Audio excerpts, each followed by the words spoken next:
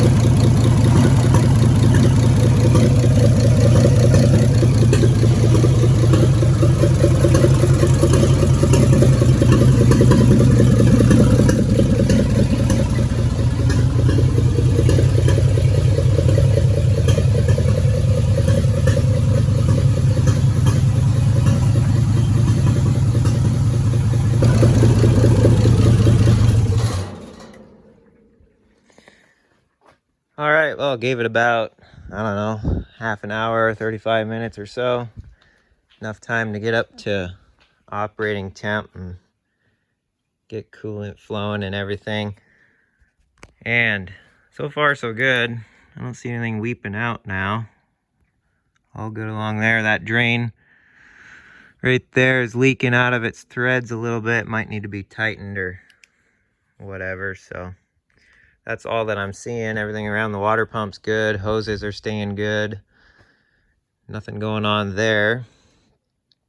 So I think she's good. Let it cool down. Let that seal up. And then check our level up there and dump some more antifreeze in if it needs a little bit more. And this should be taken care of. So I'll unhook all the wires and everything on that side, and we'll put this thing up in the air, and I'll start prepping to drop that transmission out, unhook the drive shafts and all that jazz, and then set it back down, use the floor jack instead of this, just because that shifter isn't easy to remove, and to me it's just going to be easier to do it on the floor and then have somebody in there guide the shifter down through the floor. It's pretty easy, but you know, this truck's high enough, it's easy to get under it anyway, so no big deal.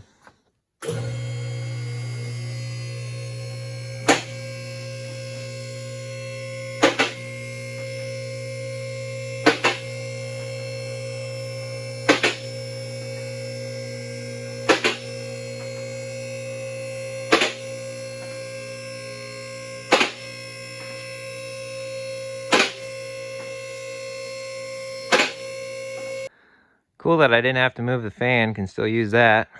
But anyway, she's up. Let's have a look under here.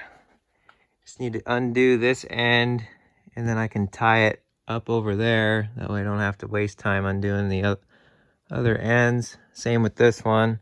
Undo it there and then tie it over to the frame or something, just out of the way. So I'll start undoing those, and then when I set it back down, I'll take the floor and stuff out again, undo this brace rod here. Just simple, not going to take too long. So I'll get going on that kind of stuff, and I'll check back in when it's done. All right, got some progress here. Short drive shafts up there and tie wired, so I'm not wearing it as a new hat later. And then the front one, it'll actually reach over and lay up on that step, so that's handy. So I think I'll put it down, get the floor out, and then get that stuff taken out from up there. This cable is run back to the brake. That's one of my Alaska creations right there. And then take the handbrake off the side and undo the clutch pedal right there. Well, I guess that's on the bell housing. That's fine. Never mind. But yeah, not much left to it now. One thing about military trucks, they made them easy to service because, you know, not all the GIs were mechanically inclined. So you got to figure out and whatever out in the field and then keep going. So these are super simple. Makes it pretty nice. So I'll drop this thing down and we'll get the floor out. Floor is out along with everything else. Just got the brake off. I'm going to take this brace off, swing that over here, and that's everything. She's ready to go after that. Just the 4 bolts that mount it, and then back and down with it. Well, she's down, but apparently the 2 mounting bolts that mount this way through the bell housing up through the bottom there, the holes in the transmission casting go all the way through. So as soon as I took them out, I started losing all my gear oil. So good design there.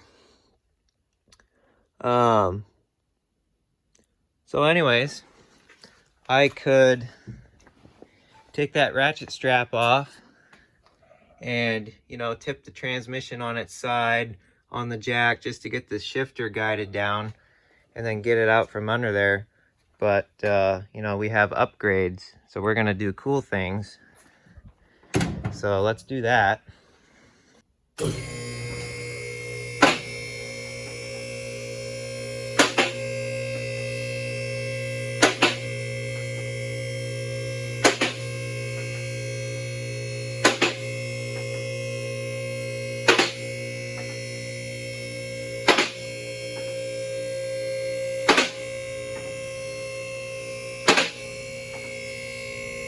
Well, there's that. Quick and easy. Clean up the mess, put this thing back up in the air, get that pressure plate out, and then we'll be golden.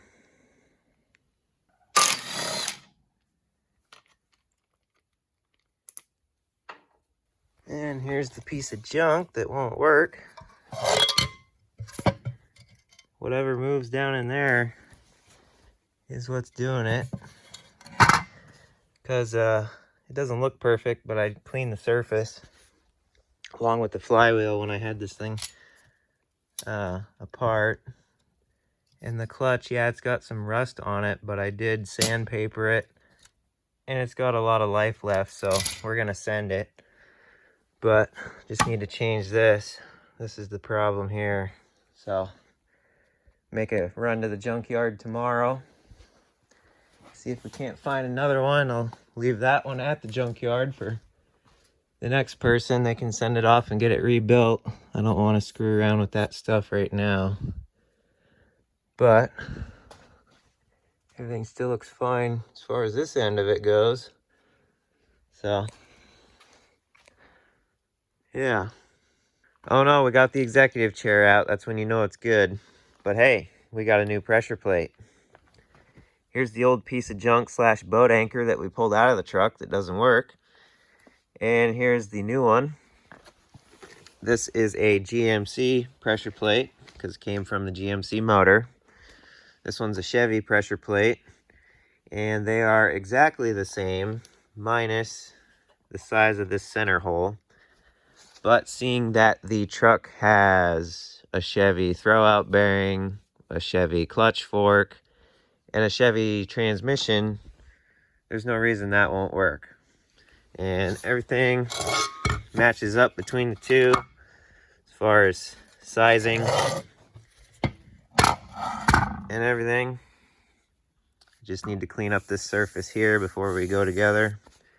And I got this one, took it over to a buddy's shop, put it on a shop press with a big socket right here, cranked her down, and she works. So we confirmed that. Not going to put it all together and have another one that doesn't work. So we are all set. I'm just going to throw this thing in the solvent tank, clean it up some, and then buff that surface, get all that junk out of there. And we'll be ready to go. Maybe throw some more sandpaper on this wonderful looking clutch, but however, it has a lot of life left on it, so we're going to send it. And then we'll get those slapped back up in there on the flywheel. And we'll start going together with everything we took apart. Fun fact, if you're swapping in a 270 out of a GMC CCKW 6x6, the military version, you're going to run into a flywheel and pressure plate issue, mating it up to Chevy parts, because GMC used a recessed flywheel on the military motors, and the pressure plate is different than that Chevy one, apparently.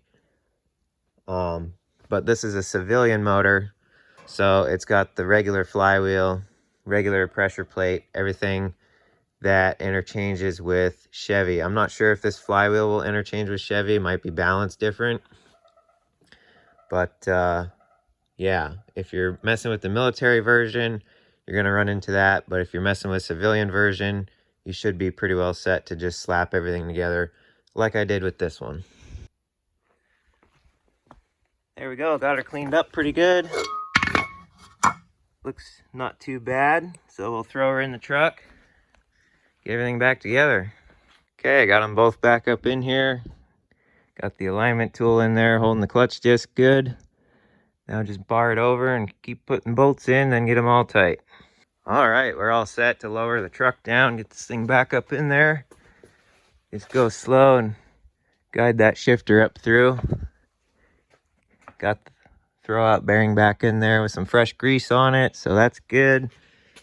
So let's lower this thing down, see what we can make happen.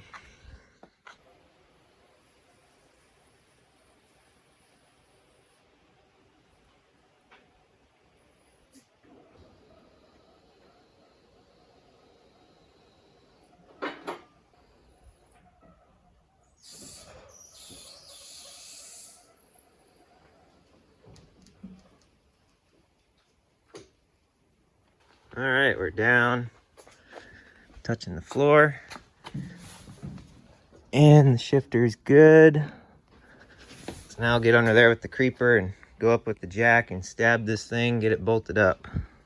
There we go, she's back in.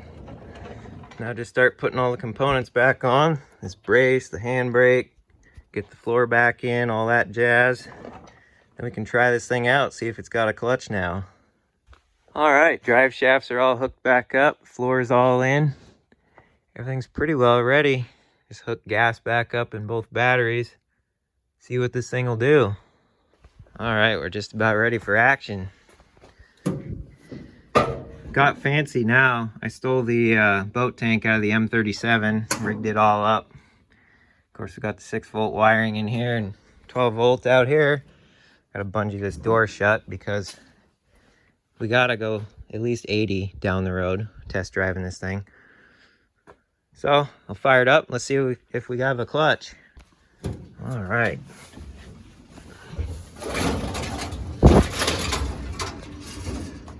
Pick up the ignition here.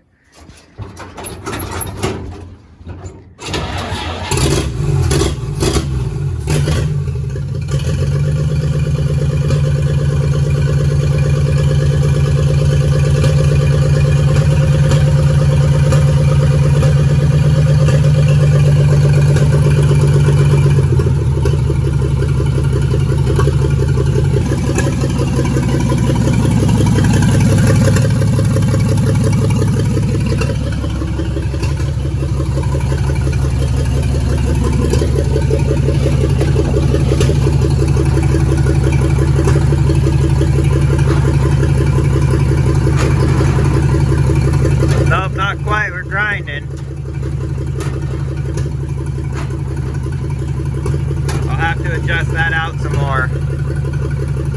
Well, I adjusted the clutch all the way out. As you can see, the pedal's way further out from the floor. And it's still grinding when I try to go into gear, but I can get it into reverse. It grinds a little bit, but I can get it in.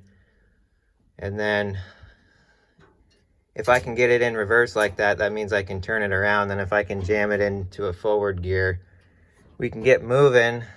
Maybe the clutch will start working. I don't know. That disc was pretty, you know, rust and stuff on it. Might just need to be ran and cleaned up by itself, working around in there. But let's see if we can get it in reverse and get it out of here and see what happens.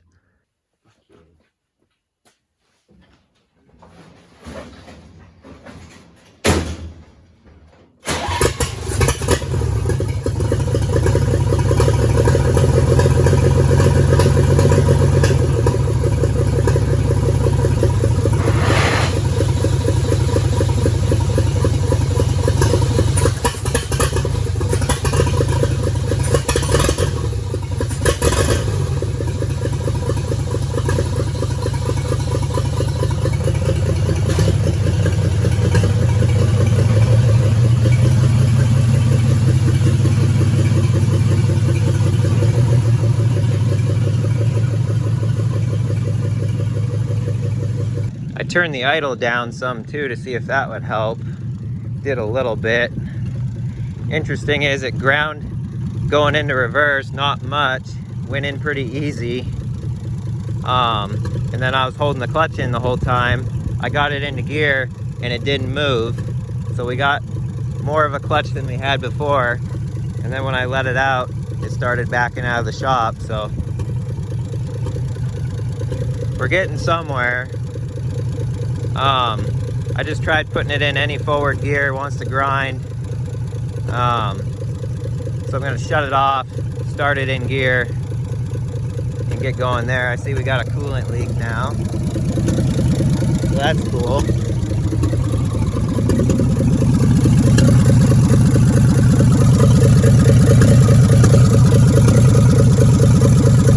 Looks like it's just overflow. That's gonna spray everywhere, but oh well. Okay, let's shut it off, see what happens.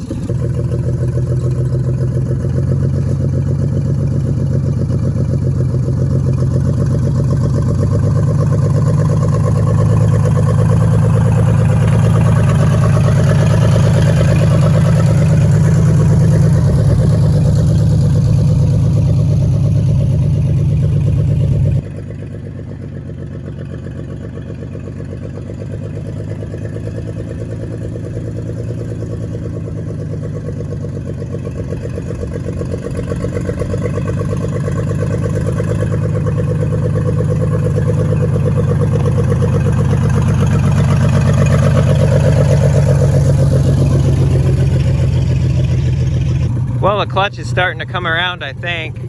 I'm able to get it into first, just ram it in, but I don't have to shut it off now. Looks like our overflow quit. Got it turned around. Looks good back up here with the other ones. Let's hop back in, take it back down into the yard and see how it does.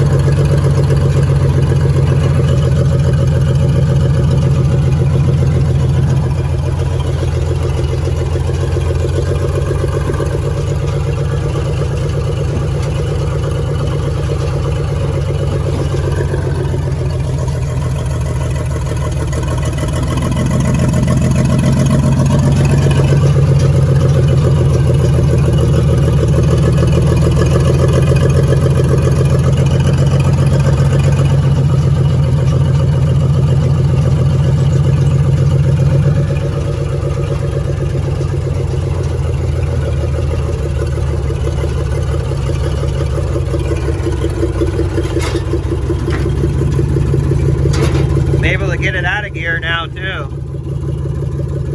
So I think as that clutch disc is in there working and it cleans itself up a little bit, we should be good. That rust on there might be hanging it up. You know, the surface isn't perfectly flat.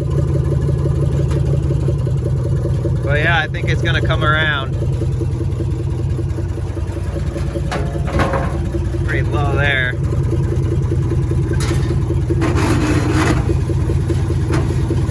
That's not too bad.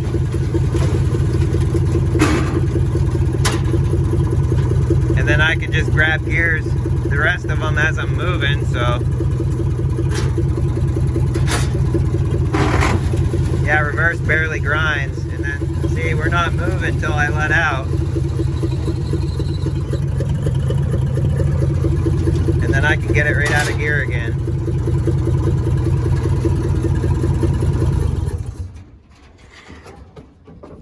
Well, that's a lot better than it was before. And I think, like I said, it should come around.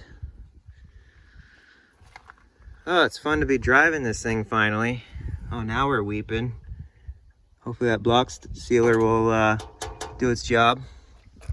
It's fine, don't have to worry about that. Yeah, we leaked a bunch out. Have to get some water and wash it all off. Make sure the dog doesn't get into it. But other than that, she's pretty good. Can't go too fast because we're front wheel drive only, but yeah, not bad. She's definitely come a long ways from sitting in the woods for probably 40 years or so. So yeah, a lot of fun. Looks good out here in the daylight.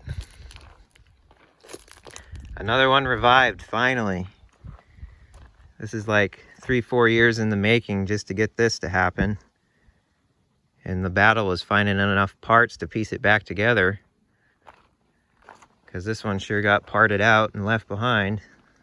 So anyways, I hope you guys enjoyed. We got some more drive time on this, and it's definitely going to be in more videos in the upcoming future.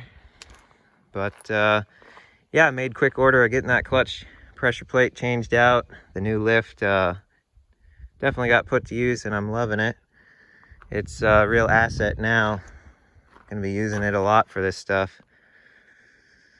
But yeah, till the next time, I'll see you guys later. Thanks for watching. Take care.